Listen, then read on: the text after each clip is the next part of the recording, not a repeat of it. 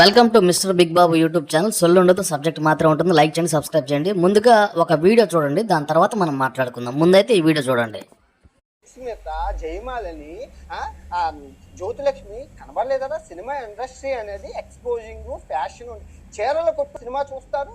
నువ్వెవరు చెప్పడానికి నాకు తెలియదు. ఆడదాని శ్వేత నీకు అంతగా సామాన్లు కనబడుతున్నాయంటే గుళ్ళని చెదగదింగు. ప్రతి గుడి మీద అమ్మాయిలు అర్ధనగ్నంగా ఫోటోలు అవి ఉంటాయి.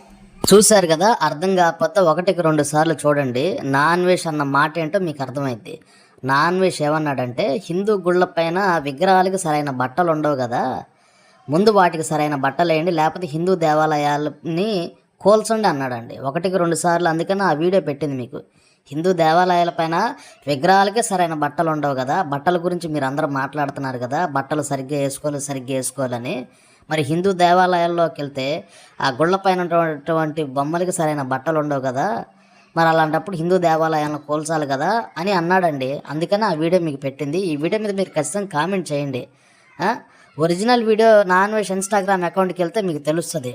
సో ఇతను ఏమంటున్నాడంటే, తెలుగు ఇండస్ట్రీ అనేది ఎక్స్పోజింగ్తో కూడుకున్నది కదా, చీర జాకెట్ కడితే ఎవరు చూస్తారు, పొద్దున్నుంచి ఆడదాన్ని ఎలా చూపించాలో అలా చూపిస్తేనే మనుషులకు నచ్చుతుంది అని నాన్ వెజ్ అంటున్నాడండి. అతను అన్నదానిపైన మీ అభిప్రాయానికి ఖచ్చితంగా కామెంట్ అయితే చేయండి.